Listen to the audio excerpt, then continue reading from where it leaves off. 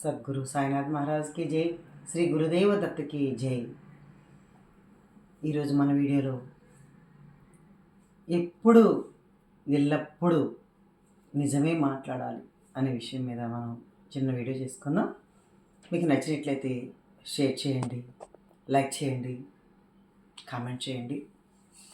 సరే, ఎప్పుడు నిజంనే మాట్లాడడానికి ఎవరి వల్ల అవుతుందా? ఎవరి వల్ల కాదు కదా. ఎప్పుడు నిజం చెప్తే ఒక్కొక్కసారి కొంపలు మునిగిపోతాయి, ఒక్కొక్కసారి చాలా ప్రమాదాలు జరుగుతాయి.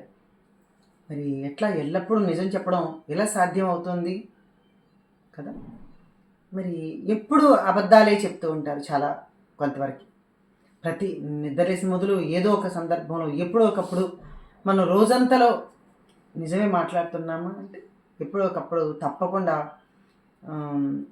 అబద్ధం చెప్పవలసి పరిస్థితి అక్కడ ఎదురవుతుంది. మరి ఎట్లా రెండింటికి సమన్వయం కుదరాలంటే ఎలాగా? నిజం చెప్తే ఒకటంట, అబద్ధం చెప్తే ఒకటంట.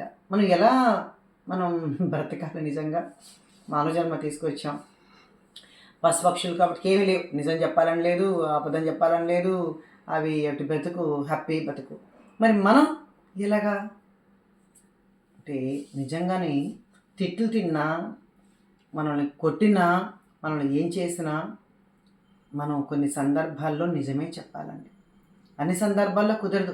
పాపం ఎవడో ఒక అతను ఏదో తప్పు చేశాడు, ఏదో దొంగతనం చేశాడు, అతని వాళ్ళు పాపం పోలీసులు పట్టుకెళ్ళిపోతారు. అక్కడ మనకు నిజం చెప్పాలా, అబద్ధం చెప్పాలా, అక్కడ ధర్మాన్ని గెలిపించాలా, అధర్మాన్ని గెలిపించాలా అంటే అక్కడ నిజంగా సమయ సందర్భం బట్టి వాడికి శిక్ష వేస్తే ఏమొస్తుందిలే, వాడు ఇంకా మళ్ళీ మారుతాడులే అని మనం చిన్న అవకాశం ఇచ్చి వాడిని మనం ధర్మంగా మాట్లాడాలి. తప్పదు.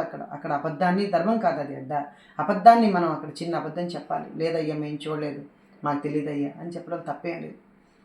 అలాగని ప్రతి చిన్న విషయానికి మనం పిల్లలకు నేర్పించేది మొదలుకొని, పెద్దవాళ్ళు మాట్లాడేది మొదలుకొని ఎప్పుడు మన అబద్ధాలతోనే బతికితే అది జీవితం కానే కాదు. ఎందుకంటే ధర్మమే కదా, సత్యమే కదా భగవంతుడు.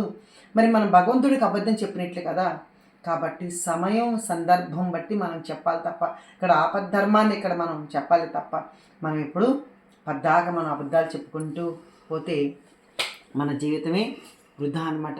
కాబట్టి ఎల్లప్పుడూ సత్యంలో బ్రతకాలి. ఎప్పుడు నిత్యం సత్యం, ధర్మం, అదే భగవంతుడు అనే ఒక ఎరుకుతో మనం బ్రతకాలి. కానీ ఎప్పుడు మనం అబద్ధాలు చెప్పకూడదు.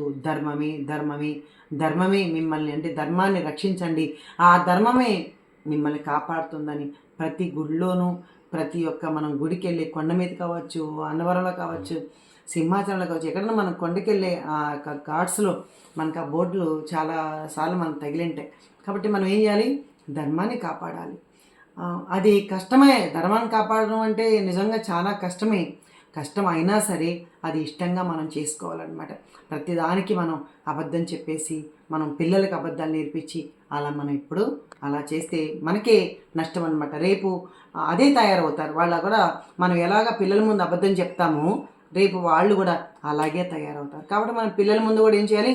నిజమే చెప్పాలి. వాళ్ళు తిట్లు తింటాం, నిజమే చెప్పాలి. అది మనం అబద్ధం మనం ఎప్పుడైతే పెద్దవాళ్ళు అలా చేస్తామో పిల్లవాళ్ళు కూడా అదే రూట్లో ఫాలో అవుతారనమాట. కాబట్టి మనం ఏం చేయాలి? అందరం నిజం చెప్పాలి. నిజం చెప్తేనే మనం జీవితంలో ధర్మాన్ని గెలిపించిన వాళ్ళు అవుతాం. సద్గురు సాయినాథ్ మహారాజ్కి జై మా.